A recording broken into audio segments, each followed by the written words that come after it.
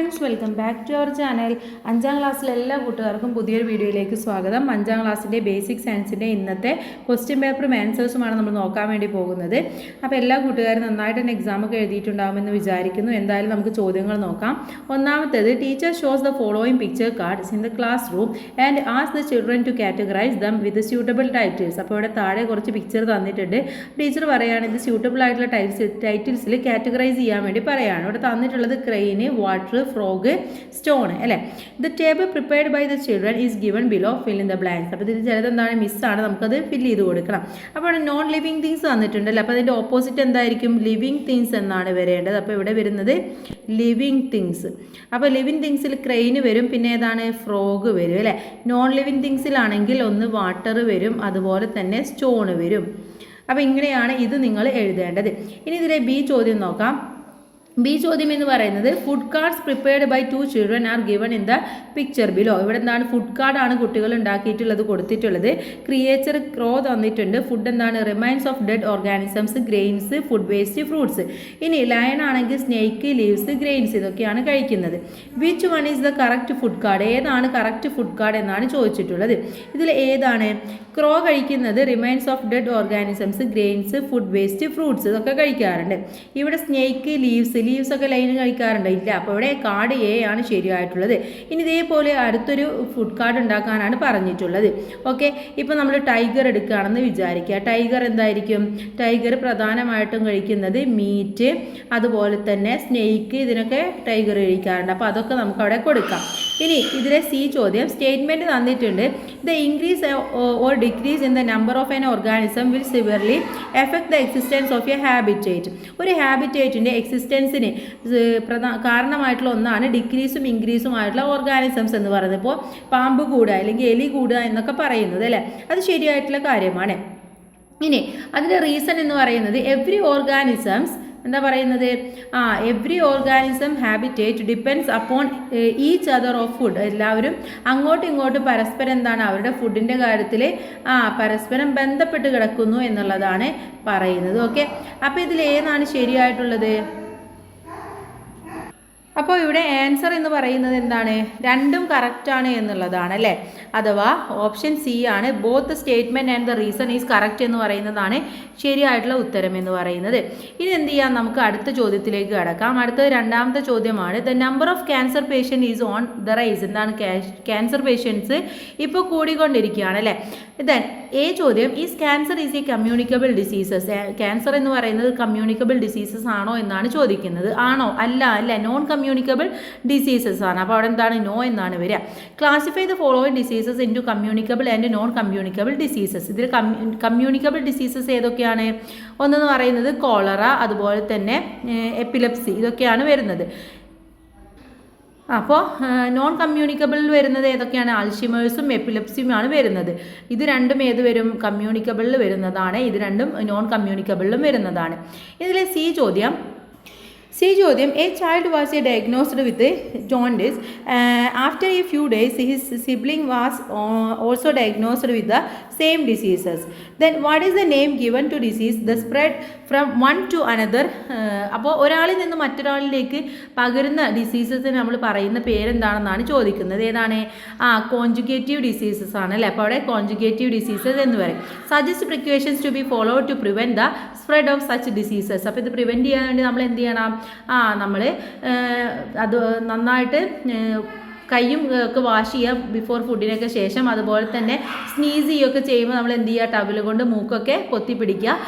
അതുപോലെ നമ്മൾ തിളപ്പിച്ച് കയറി വെള്ളം കുടിക്കുക. അതൊക്കെ ചെയ്ത് കഴിഞ്ഞാൽ നമ്മൾ ഒരുവിധം നമുക്ക് അസുഖങ്ങളൊക്കെ മാറിക്കിട്ടും. ഇനി 3 എന്ന് പറയുന്നത് ആൻസർ 3A ഓർ 3B ആണ്. 3A, I depend on a tree only for habitat. ഒരു ഹാബിറ്റേറ്റിന് വേണ്ടി മാത്രമാണ് ഞാൻ ട്രീയെ കാണുന്നത്, ഒരു ട്രീയെ കണക്കാക്കുന്നത്. ഇനി but I don't take anything from it. പക്ഷെ ഞാൻ എന്താണ്? അതിൽ നിന്ന് ഒന്നും എടുക്കില്ല എന്നാണ് പറയുന്നത്. So what is type of plant am I? ഞാൻ ഏത് പ്ലാന്റ് ആണെന്നാണ് ചോദിക്കുന്നത്. ഏതാണ്? എപ്പിഫൈറ്റ് ആണ്. ആൻസർ എന്ന് പറയുന്നത് എപ്പിഫൈറ്റ് ആണ്. Write two examples for total parasite plants. Total parasite പ്ലാന്റ്സിന് 2 എക്സാമ്പിൾസ് എഴുതാൻ വേണ്ടി പറയുന്നുണ്ട്. ഏതൊക്കെയാണ് എക്സാമ്പിൾസ് ആയിട്ട് എഴുതാൻ വേണ്ടി പറ്റുന്നത് നമുക്ക്?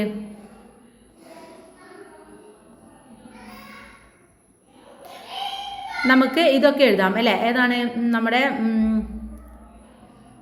മൂടില്ലാത്ത ആളി, റെഫ്ലേഷ്യ, ഇതൊക്കെ നമുക്ക് എഴുതാൻ വേണ്ടി പറ്റും. ഇനി ഇതിലെ സി ചോദ്യം, how do total parasite and semi parasite differ from the intake of food. അപ്പോൾ ഇതിൽ പരസ്പരം എങ്ങനെയാണ് ഡിഫറൻസ് ആയിട്ട് ഇരിക്കുന്നത് എന്നാണ് ചോദിക്കുന്നത്.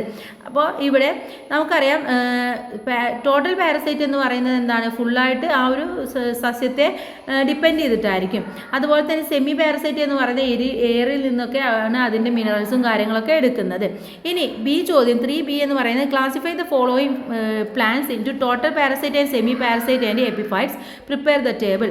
അപ്പോൾ ഇതിൽ ഏതൊക്കെയാണ് വരുന്നത് എന്ന് ചെയ്യണം, എന്താണ് നമുക്കൊന്ന് എഴുതി കൊടുക്കണം. അപ്പോൾ ഇവിടെ നോക്കൂ, ടോട്ടൽ പാരസൈറ്റിൽ വരുന്നത് ഏതൊക്കെയാണ്. ഒന്നെന്ന് പറയുന്നത് നമ്മുടെ ഇത്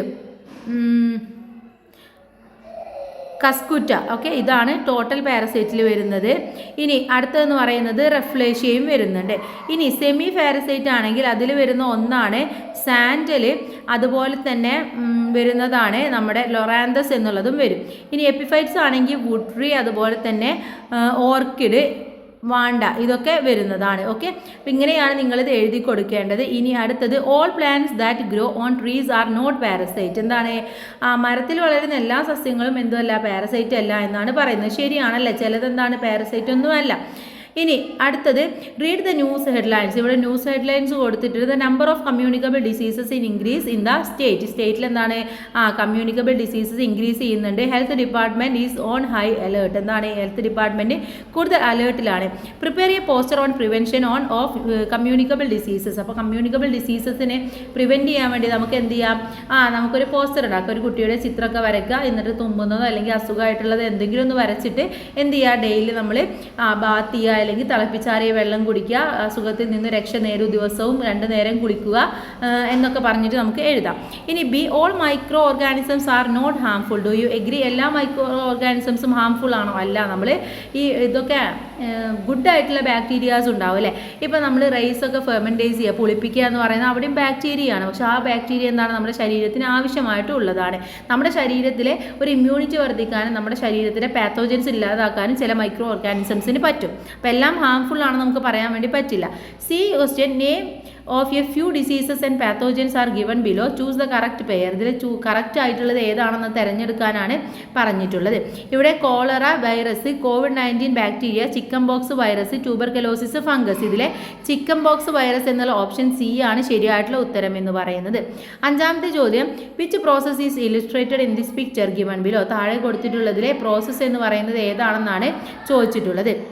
ഇവിടെ ഏത് പ്രോസസ്സാണിത്, ഫോട്ടോസിന്തസിസ് ആണല്ലേ. ഏതാണ് ഫോട്ടോസിന്തസിസ് എന്നുള്ളത് ആൻസർ ആയിട്ട് വരും. ഇനി ബി ചോദ്യം, exchange of gases in plants during night is given below.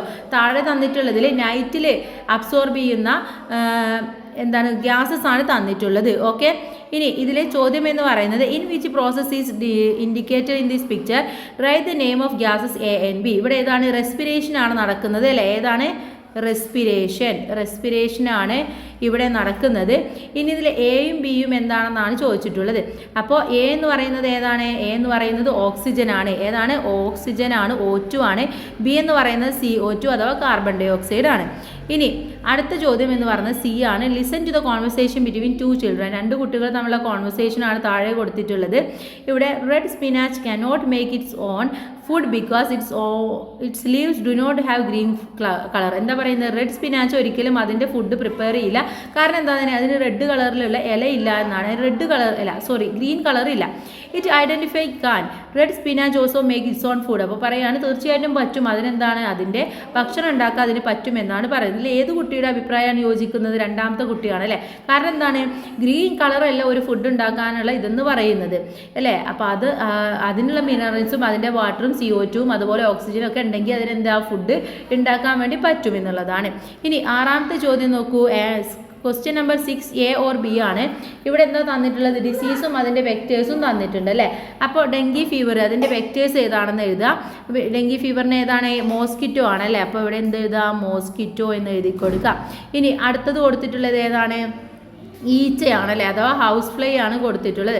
House fly ഏതാണ്, കോളറയാണ് തിരകുന്നത്. ഓക്കെ, കോളറ എന്ന് എഴുതി കൊടുക്കുക. ഇനി ലെപ്രോസി എന്ന് പറയുന്നത് ആര് നൽകുന്നതാണ്, ലെപ്രോസി എന്ന് പറയുന്നത് ഹ്യൂമൻ ബീയിങ് ആണ്. ഓക്കെ, അപ്പോൾ അവിടെ ഹ്യൂമൻ ബീയിങ് എന്ന് ആൻസർ ആയിട്ട് വരും. ഇനി write to suggest to be present in the school assembly about the importance of dry day. Dry day ആചരിക്കുന്നതിൻ്റെ ഇമ്പോർട്ടൻസ് പറഞ്ഞുകൊണ്ട് അസംബ്ലിയിൽ ഒരു സ്പീച്ച് അല്ലെങ്കിൽ കുറച്ച് സജഷൻസ് എഴുതാനാണ് പറഞ്ഞിട്ടുള്ളത്. അപ്പോൾ ഡ്രൈ ഡേ എന്ന് പറയുന്നത് നമുക്ക് ഈ മോസ്കിറ്റോ ബ്രീഡൊക്കെ പ്രിവെൻറ്റ് ചെയ്യാൻ വേണ്ടിയിട്ടാണ് നമ്മളത് നടത്തുന്നത് അല്ലേ. അപ്പം അതാണ് നമ്മളവിടെ ഇമ്പോർട്ടൻസ് ആക്കി പറയേണ്ടത്. മാത്രമല്ല നമ്മുടെ ചുറ്റുമുള്ള മോസ്കിറ്റോ ബ്രീഡിങ്, അതുപോലെ തന്നെ ഹൗസ് ഫ്ലൈ ബ്രീഡിങ്, ഇതൊക്കെ നമുക്ക് ഇല്ലാതാക്കാനും കൂടി പറ്റുന്നതാണ്. ഇനി 6 ബി എന്ന് പറയുന്നത് pathogen centre and human body through vectors വഴിയാണ് മനുഷ്യൻ്റെ ശരീരത്തിലേക്ക് പാത്തോജൻസ് ഒക്കെ വരുന്നത്. Complete the following table complete ചെയ്യാനാണ് പറയുന്നത്. അപ്പോൾ ഇത് എങ്ങനെയൊക്കെയാണെന്ന് ഫസ്റ്റ് വൺ എന്ന് പറയുന്നത് ടെറ്റാനസ് ആണ്. ടെറ്റാനസ് എങ്ങനെയാണ്? സോയിലൂടെയാണ് സ്പ്രെഡ് ആവുന്നത്. സോയിൽ. മീസിൽസ് എന്ന് പറയുന്നത് ത്രൂ എയർ ആണ്. ടൈഫോയിഡ് എന്ന് പറയുന്നത് ഏതാണ്? വാട്ടറിലൂടെയാണ് പകരുന്നത്. എയ്ഡ്സ് എന്ന് പറയുന്നത് ത്രൂ ബോഡി ഫ്ലൂയിഡ് ആണ്.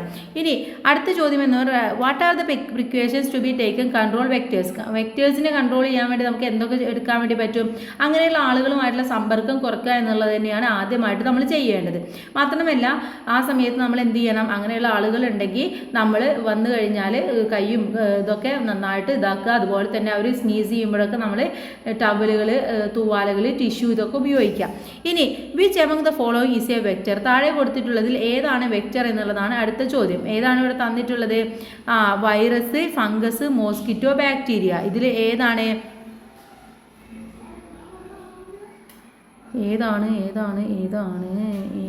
ആൻസർ?